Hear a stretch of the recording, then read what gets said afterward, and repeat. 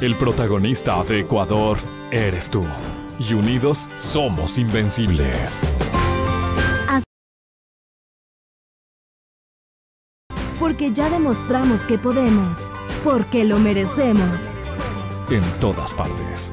Ponte Exa FM. El siguiente programa es de opinión, apto para todo público.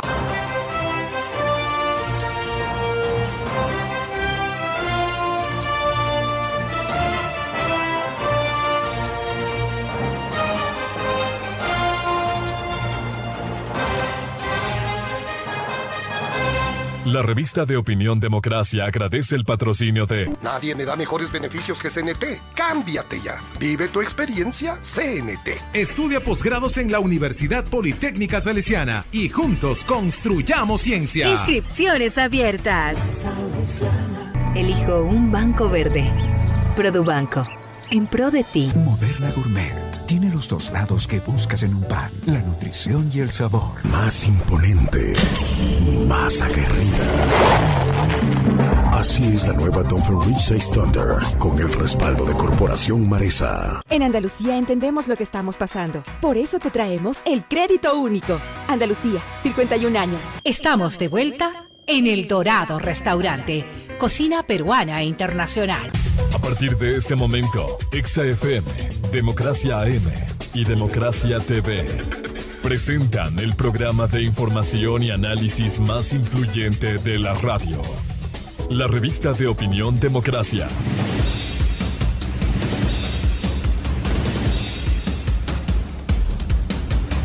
A esta hora, la revista de opinión Democracia presenta a Miguel Rivadeneira. Los protagonistas, las entrevistas, la búsqueda de la verdad. Miguel Rivadeneira, en la revista de opinión Democracia.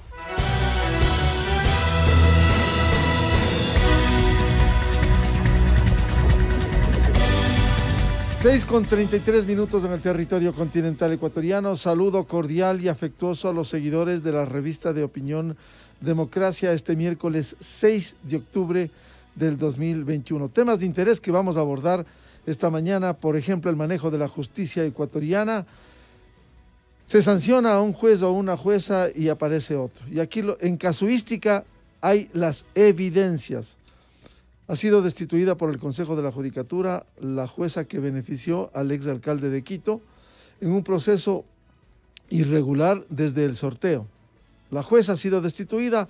Antier, el juez Ángel Torres del Tribunal Contencioso Electoral, tratando de reivindicar a esa institución tan golpeada, tan vapuleada y lenta en sus respuestas, sancionó a los dos jueces de la Corte Provincial de Pichincha con la destitución. Esto posiblemente va a ir en apelación al Pleno y ojalá se confirme esta decisión. Lo cierto es que esto es una evidencia de cómo funciona la justicia. En las últimas horas un juez benefició a los señores Bucarán, pese a que hay evidencias que en los procesos son habilitantes, como los audios, la muerte de un israelita, la promesa de un expresidente de decir no te va a pasar nada en la cárcel.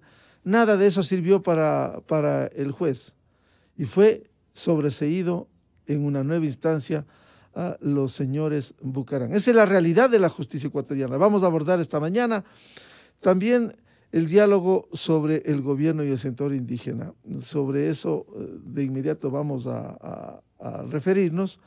Antes, si me permiten, quisiera hacer un comentario respecto de uno de los servicios en la provincia de Pichincha. Como acostumbramos, no nos han contado, ayer fuimos a la dependencia del gobierno provincial de Pichincha a propósito de la renovación de los TAG. Hoy en el mundo se hace por internet, ya se lo hacía en el Consejo Provincial hasta hace años, y resulta que migraron a otro sistema y ahora realmente es un caos. Ayer pudimos vivir en la tarde como largas colas, en medio de todavía la pandemia por el COVID, hay que ir a hacer cola para averiguar, ni siquiera para tramitar, averiguar, oiga, ¿qué pasa? No me están descontando. Gente que dice, tengo saldo de $100, $160, espere, haga cola, veamos, es que el nuevo sistema. Se entiende que cuando hay cambio de sistema hay etapas en donde evidentemente la transición obliga a eso. Pero ya van varias semanas y no hay manera de arreglar. Lo cierto es, traigan efectivo para cancelarle en unos casos, en el otro espere, llene una hoja para que le debiten. Pero señor, ya me venían debitando desde hace años. No, es que sucede que como migramos se vuelve a cero. ¿Hasta cuándo se soporta ese mal servicio en el gobierno de la provincia de Pichincha?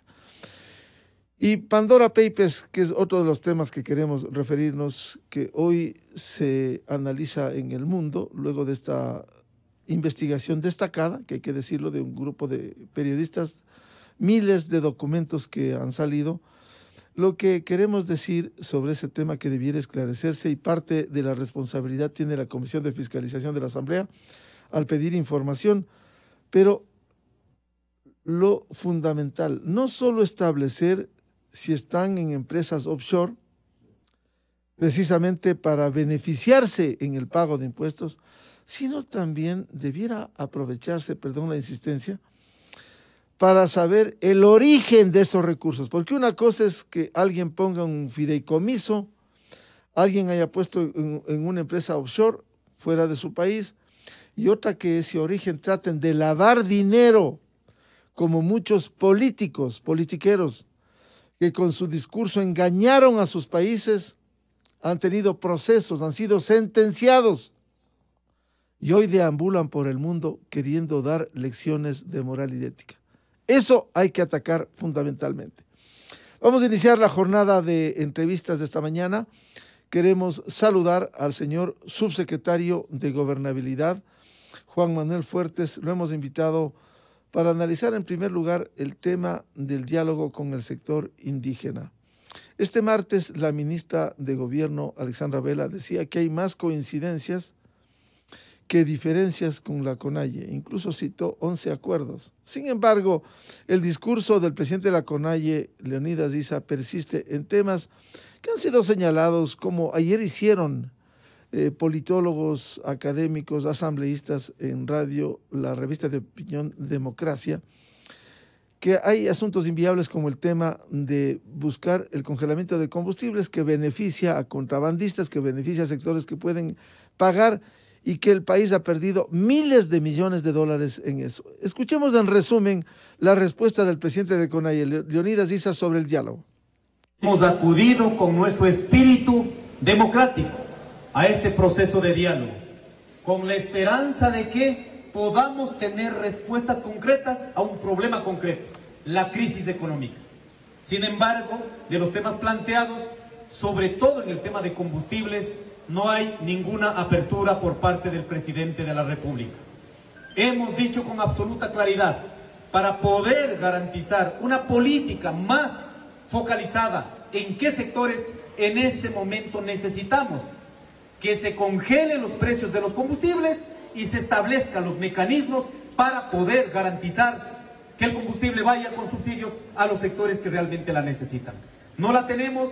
En ese sentido, más bien, para poder dar una respuesta, en este caso al presidente de la República, inmediatamente convocamos a la Asamblea, al Consejo Ampliado de la CONAIE, y daremos a conocer al país y al Gobierno Nacional.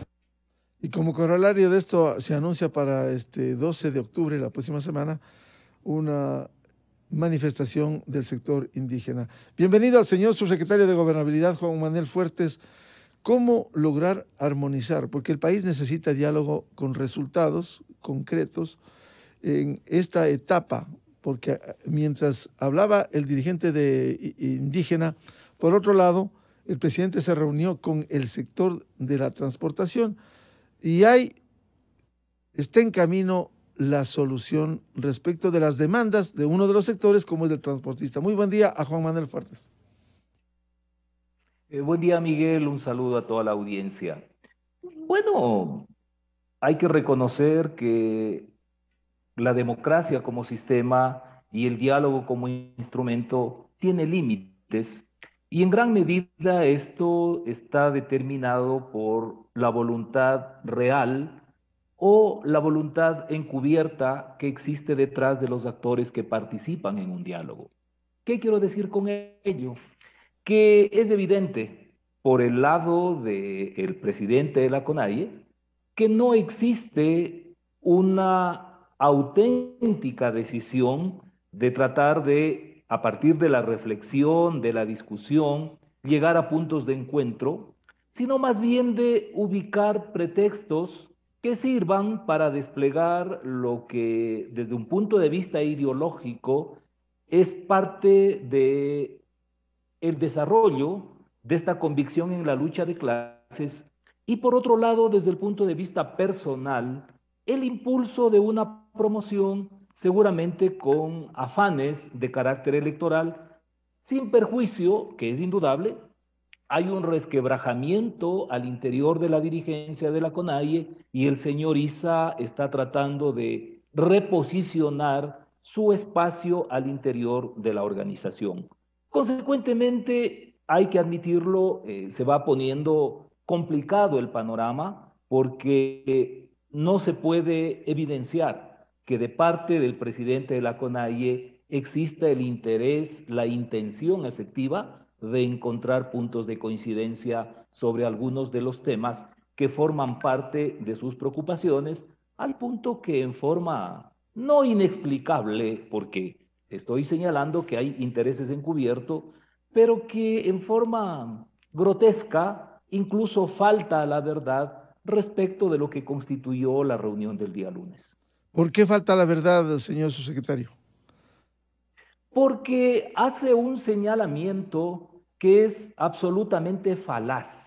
Se refiere a uno de los temas que forman parte de los planteamientos que formuló la CONAIE y con eso proyecta que no ha existido ningún tipo de coincidencia cuando lo cierto, y eso está registrado en las grabaciones correspondientes, que sin necesidad de entrar en ninguna discusión, varios de los temas que son materia de preocupación de la CONAIE fueron asumidos inmediatamente por el presidente de la República. Bien, eso el tema con el sector indígena. ¿Va a continuar el diálogo? ¿En qué condiciones? Porque ellos ya anuncian las consultas a los indígenas y luego una manifestación el 12 de octubre. Nosotros, como gobierno nacional, estamos empeñados en continuar articulando los diálogos que sean menester con los sectores que tengan interés democrático en eso. La CONAIE, como hemos manifestado reiteradamente, siendo una organización respetable, no es la única organización del movimiento indígena. Es más, lo indiqué, es evidente que hay algunas divisiones internas, pero además no es el movimiento indígena el único actor social de este país. Hay otras agrupaciones que también, con legítimo derecho, han expresado planteamientos, desacuerdos, y con esos y otros sectores vamos a persistir en esta reflexión, análisis, procurando encontrar coincidencias que permitan llevar adelante una agenda común, privilegiando los intereses superiores de los ecuatorianos. ¿Habrá reuniones con otros sectores del indigenado como han discrepado con la dirigencia de la CONAIE? Por supuesto, mire, con la FENOCIN tenemos previsto, hemos tenido ya reuniones preliminares, tiene que en la agenda de la presidencia definirse también la fecha en la cual el presidente mantendrá un encuentro con esta organización, de tal modo que vamos a seguir adelante reconociendo que la diversidad es una característica amplia del país y que consecuentemente lo que corresponde es entablar conversaciones, discusiones y encuentros con varios de los sectores organizados del Ecuador. De los acuerdos iniciales que se lograron y que daba cuenta la ministra de Gobierno, ¿se van a implementar o habrá un suspenso mientras la CONAIE espera la solución de temas realmente complejos como el congelamiento de los precios de los combustibles? Para evitar problemas, Miguel, me parece que hay que precisar, metodológicamente no se puede hablar de un acuerdo en la medida que no se trata de un convenio en el que se ha coincidido entre las dos partes. Hablamos de coincidencias refiriéndonos a los reclamos o planteamientos de la CONAIE y la respuesta que el presidente de la República dio sobre esos temas. De todos modos, nosotros asumimos que el deber del Estado no es satisfacer las aspiraciones o las propuestas del señor Leonidas Issa, sino fundamentalmente atender las necesidades del país y en el caso del movimiento indígena, los requerimientos que tienen las comunidades. Y bajo esa perspectiva hay que implementar, como se viene haciendo, en forma inmediata. Mire, Miguel, algo que me parece es conveniente destacar.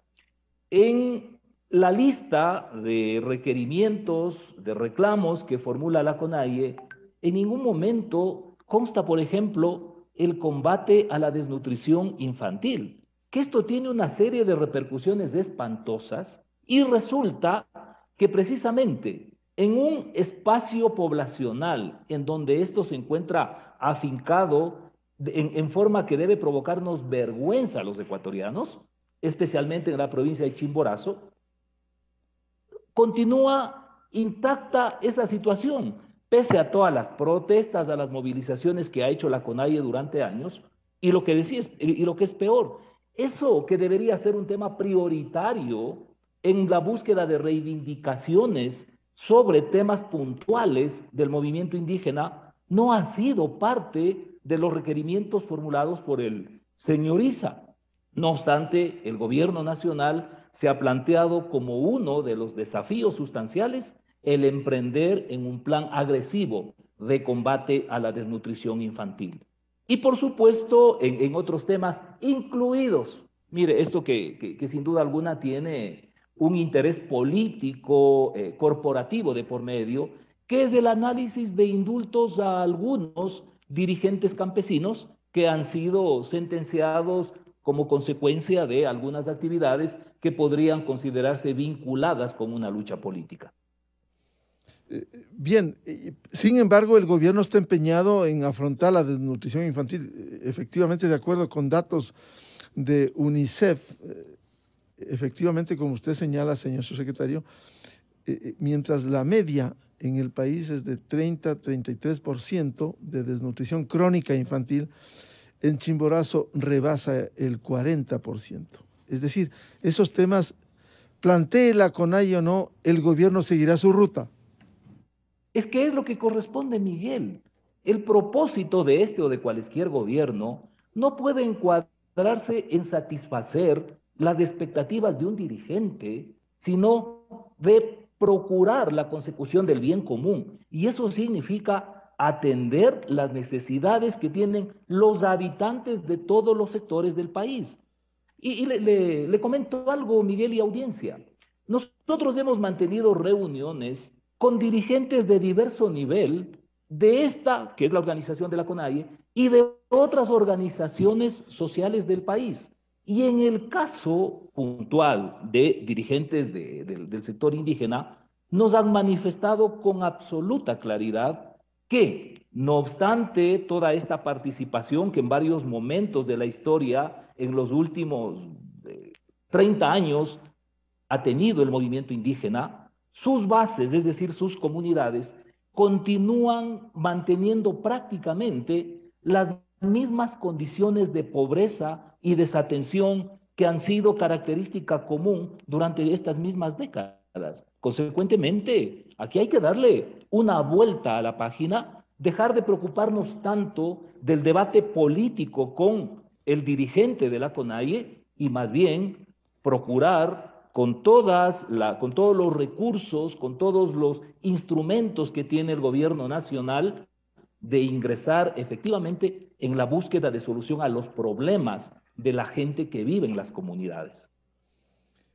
Siendo positivo, pero también pragmático, señor subsecretario Juan Manuel Fuertes, si bien hay avances, no acuerdos, hay coincidencias, como usted ha calificado específicamente, en el tema de combustibles, que es algo emblemático, algo que no ha querido entender el señor Issa, que es una posición irreductible, ese tema no pudiera ser un pasivo que al mediano plazo o inmediato plazo pudiera generar acciones o reacciones de la dirigencia indígena?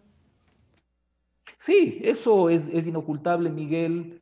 Usted y quienes nos escuchan saben que existen algunos temas que más bien atentan contra la justicia social, que son lesivos para los pobres, porque más bien terminan favoreciendo a quienes tienen más capacidad económica, a los ricos del país, pero que desgraciadamente desde el punto de vista político, social, se vuelven muy sensibles. Ahí está el tema del subsidio al gas de uso doméstico y por supuesto lo que tiene que ver con el precio de los combustibles fósiles. Pero bueno, esos son los requerimientos que tiene la economía y la sociedad del país, y frente a ello, pese a todas las adversidades, es que un gobierno que quiera actuar responsablemente tiene que actuar con seriedad sin que ello excluya la expectativa y la preocupación, porque son temas que sirven como pretexto para que intereses desestabilizadores traten de hacer su agosto o su octubre. Bien, confiemos en que el diálogo, el acuerdo concreto sea logrado en el país, más allá de estos inconvenientes, lo cual implica sesiones, y si no hay sesiones de parte y parte va a ser muy difícil avanzar, especialmente aquellas posiciones irreductibles como ha levantado como emblema el señor Issa de Conay en el tema de combustibles. Quisiera abordar otro tema, señor subsecretario de Gobernabilidad, Juan Manuel Fuertes, tema Pandora Papers. Esto se está difundiendo en el mundo, ha sido mencionado el presidente Lasso en más de una ocasión. El presidente ha sido claro que él dejó, y si no, caso contrario, no hubiese sido candidato con la imposición que hizo el correísmo de un impedimento para ser candidato presidencial quienes tengan recursos offshore. ¿Cómo afronta el gobierno cuando ha habido críticas en este sentido? Hay que hacerlo desde una doble perspectiva. La una, asumiendo con claridad que este y cualquier otro asunto que esté vinculado con los funcionarios del gobierno central y particularmente con el presidente de la República, más allá de la verdad o no que contenga cualquier información, siempre va a ser materia de ataque porque existen intereses políticos desde la oposición. Y lo otro es alineados y suscribiendo lo que usted indicó al inicio del programa, Miguel, es decir, que con legítimo derecho y responsabilidad, el órgano legislativo competente, la Comisión de Fiscalización o cualquier otra herramienta que tiene la Asamblea Nacional, intervenga, analice, investigue y determine qué responsabilidad puede tener el presidente de la República en cuanto a infringir las normas que forman parte del ordenamiento jurídico ecuatoriano, tomando en cuenta que esta, como otras acusaciones, no son nuevas, ya se formularon oportunamente, incluso intentando descalificar la candidatura de Guillermo Lasso, fueron evacuadas en las instancias competentes, pero si es que a través de la publicación que en estos días se está difundiendo, aparecen nuevamente sospechas o existen preocupaciones, lo que corresponde es investigar. Y si existe responsabilidad, sancionar. No hay que darle vueltas ni hacerse tanto problema alrededor de eso. Bien, sobre el tema es bueno decirlo también, una crítica constructiva.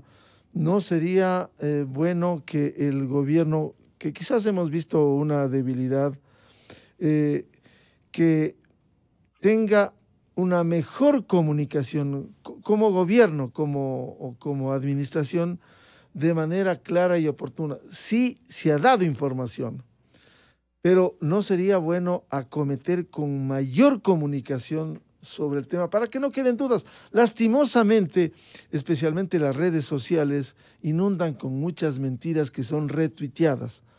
¿Cómo esclarecer, dejar fundamentadamente el argumento e incluso responder a la Comisión de Fiscalización frente al pedido que le ha hecho este lunes? Desde luego, Miguel, sobre este y sobre otros temas que son materia de interés del país, la comunicación es un elemento fundamental.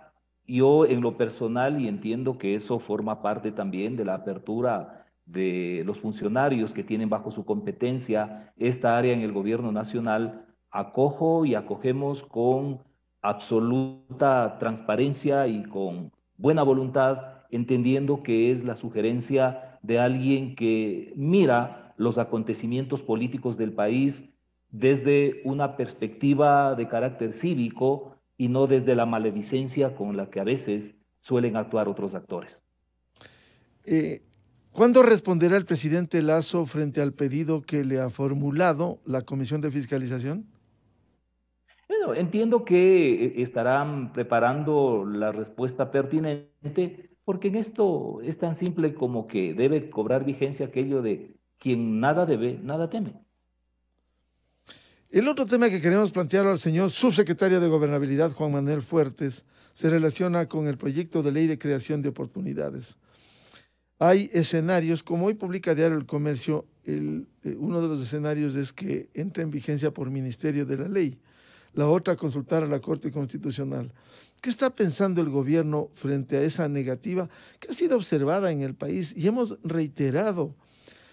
Abril 2015, en casuística, esa asamblea alzamanos aprobó la ley mal llamada de justicia laboral, en donde se reformó la ley de empresas públicas, la ley del Seguro Social ecuatoriano, tema tributario, se reformó, allí sí valía. En el 2018, en el gobierno de Moreno, también se aprobó una ley que reformó varios cuerpos jurídicos del país. Y ahora resulta que ni siquiera va al escenario del Pleno, que como dice la Constitución, deberá, la Asamblea deberá obligatoriamente, mandatoriamente, deberá aprobar, negar, reformar, pero no se llegó a ese escenario. El CAL, que de acuerdo con la Constitución no tiene esa atribución, simplemente devolvió por mayoría de votos. Dos asuntos como antecedente o como sustento. El uno, el que usted hace referencia a la casuística histórica, es decir, a casos en los cuales ya se han presentado situaciones similares y se obtiene un resultado que no ha sido materia de alegación desde el punto de vista constitucional o legal. Y lo otro es que por sentido común, considerando que determinados temas forman parte de una intervención interdisciplinaria de varias materias, por ese sentido común, por elemental lógica, se puede desprender que sería ingenuo pensar que pueden alcanzarse ciertos objetivos respecto de la creación de oportunidades laborales exclusivamente a partir de la revisión del Código del Trabajo, sin tomar en cuenta que esto implica la necesidad de impulsar la reactivación económica y eso a su vez conlleva influir, incide para que se obtenga el resultado esperado. Desde ese punto de vista, el tema es absolutamente claro. Lo que hay que también estar claros, Miguel, es que este no termina siendo, ni inicia ni termina siendo un asunto de discusión constitucional o legal. De por medio lo que tenemos son posiciones políticas. Al país le consta que incluso antes que la ley llegue a la Asamblea Nacional, antes que se conozca su contenido, ya varios asambleístas empezaron a darle garrote, lo cual demuestra con absoluta claridad que lo que de por medio está son posiciones de carácter político. En cualquier caso, al momento están culminando la evaluación jurídica en la Presidencia de la República para determinar si el CAL encuadró su decisión en las competencias que le son atribuidas. Porque si no es así, resultaría que está decurriendo el plazo que establece la Constitución y la Ley de la Función Legislativa sobre un proyecto de ley calificado por el Ejecutivo como de urgencia económica. De establecerse con la voz de constitucionalistas en el país que no tenía esa atribución, el CAL pudiera ser un escenario que entre en vigencia por Ministerio de la Ley. Bueno, en derecho público, y esto no solo quienes tenemos formación jurídica, sino por cultura general, se conoce que los funcionarios, los órganos del sector público, solo pueden ejecutar aquello que expresamente les faculta la norma. Por lo tanto, lo que hay que determinar es si el CAL tenía o tiene la facultad de pronunciarse como lo hizo, porque si no es así, hay que recurrir a los efectos que la misma normativa jurídica establece cuando un proyecto de ley no ha merecido el tratamiento para el cual está facultado el Consejo Administrativo de la Legislatura o el Pleno de la Asamblea Nacional. Mientras tanto, el gobierno espera este análisis para dar algún dictamen, algún veredicto, algún pronunciamiento respecto del envío del CAL devolviendo el proyecto. Es que, Miguel, algo que forma parte de la característica del gobierno nacional y del presidente de la República es el respeto a la democracia, a la Constitución y a la legislación vigente. De tal modo que, verificándose que el CAL ha cumplido o no en función de las competencias que tiene de acuerdo a la Constitución, de conformidad con la ley, es que el gobierno nacional y el presidente de la República procederá, siempre enmarcado en el orden constitucional y legal. Es decir, no hay plazos para el pronunciamiento respecto de este análisis jurídico, que es el escenario número 1 para responder a la decisión del CAL. Bueno, en la medida que el plazo fatal, en el peor de los casos, que tiene un proyecto de ley calificado con carácter de económico urgente, es de 30 días a partir de su ingreso en la Asamblea Nacional, es en ese lapso que el gobierno nacional tiene que pronunciarse.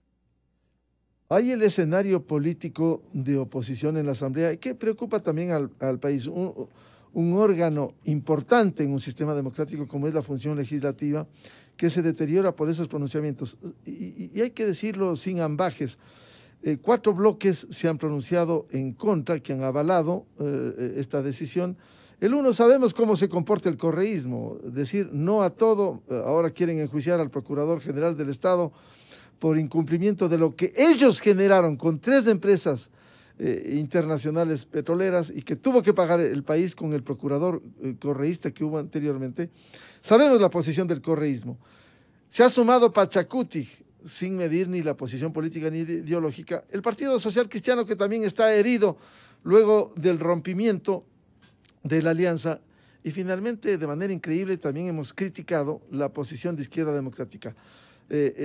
¿No ve usted un escenario de confrontación, cualquiera que sea la decisión, que no se allane a lo expuesto por el Consejo de Administración de la Legislatura, un escenario de confrontación con la Asamblea? Históricamente, en términos generales, la relación entre el Ejecutivo y el Parlamento ecuatoriano ha sido complicada, por decirlo menos, tensa. Pero en el presente caso, en este momento, en lo personal, yo observo que hay una situación atípica, porque esa tensión está presente muy tempranamente. Y esto en gran medida porque hay un prematuro desgaste en la credibilidad, en la imagen de la Asamblea Nacional, como consecuencia de la revelación de una serie de hechos que ponen en cuestionamiento a algunos asambleístas por conductas pasadas en su condición de funcionarios públicos. Y desgraciadamente, antes que efectuar un análisis autocrítico al interior del Parlamento ecuatoriano y de tomar las decisiones sobre esos particulares, lo que se han dedicado es a buscar en el gobierno nacional la responsabilidad sobre ese revelamiento. O sea, acusan al gobierno nacional de ser el responsable de las denuncias que formula el asambleísta Fernando Villavicencio. De tal modo que lo que hemos vivido en este tiempo me parece que no va a terminar allí, que se va a agudizar el conflicto, el bloqueo. Ayer el asambleísta Villavicencio ha anunciado incluso que va a denunciar o ha denunciado ante la Fiscalía General del Estado a la presidenta del Parlamento ecuatoriano por un presunto delito de falsificación de firmas, de documentos, y eso seguramente va a atizar mucho más el fuego. Situación que nos permite avisorar que, lamentablemente, para la democracia ecuatoriana, este ambiente de conflicto, de bloqueo, no solo que va a persistir, sino que probablemente se va a agudizar, pero ese es el ambiente, el escenario que tiene que afrontar el gobierno nacional. Por eso es que tanto el presidente de la República como la ministra de Gobierno en varios momentos han anunciado la posibilidad de implementar esta herramienta democrática que es la consulta popular. Claro, se ha evidenciado por lo que usted señala, señor subsecretario de Gobernabilidad, la Asamblea vista desde afuera, en lugar de autodepurarse. ¿Cómo puede ser presentable que una vicepresidenta de la Asamblea, que hoy se pide ya la destitución, este miércoles se va a oficializar desde la Comisión de Ética el pedido de destitución, sea la que siga votando en el CAL, actuando y votando a vista y paciencia de la presidenta y el resto, entre ellos miembros de la izquierda democrática, votando tranquilamente como si nada pasaría en el Ecuador, señor subsecretario? Sí, esto es como que si alguien en la construcción de su casa pone en las ventanas un vidrio de pequeño espesor, de pésima calidad, y con la sola vibración que produce el paso de camiones o de vehículos de transporte pesado, se triza, y de eso lo que termina culpándole el constructor es a un tercero. No tiene el menor sentido, lo que debería precisamente, no solo para efectos de la credibilidad, de la imagen de la Asamblea Nacional, sino como parte de las convicciones democráticas que deben caracterizar a quienes creemos en la democracia, hacer lo posible para que este sistema no continúe siendo tan poco apreciado por la ciudadanía. Porque es imposible que exista democracia sin ciudadanos que estén convencidos de ella. Pero si frente a estas realidades, a estos revelamientos que son tan claros, no se toman las medidas pertinentes para sanear a quienes estén incursos en hechos que atentan contra la ética pública, y más bien lo que se busca es en terceros responsabilidades que no existen, no solo que se está desprestigiando el órgano legislativo, sino que continuamos echándole puñaladas a la democracia. Y por eso usted, cuando tiene acceso a resultados de investigación, descubre que a la gente le vale el sistema democrático, que igual le puede dar un régimen dictatorial. Y esto es terrible, porque al menos hasta el momento la historia de la humanidad ha demostrado que con todas las deficiencias, el sistema democrático es el que mejor se encuadra en el propósito de garantizar las libertades de los seres humanos. Claro, por eso hay que defender la democracia y tratar de corregir las deficiencias en cada una de las instituciones. Un tema final por ahora, señor subsecretario de Gobernabilidad, Juan Manuel Fuertes. Pese a todo este escenario, ¿el gobierno seguirá agotando el diálogo con las diferentes bancadas y representaciones en la Asamblea Nacional? Es que no queda de otro. Y en esto hay que ser sinceros. Mire, usted ve la trilogía de principios que se han institucionalizado como una presentación emblemática del movimiento indígena. La Maquilla, Mashua.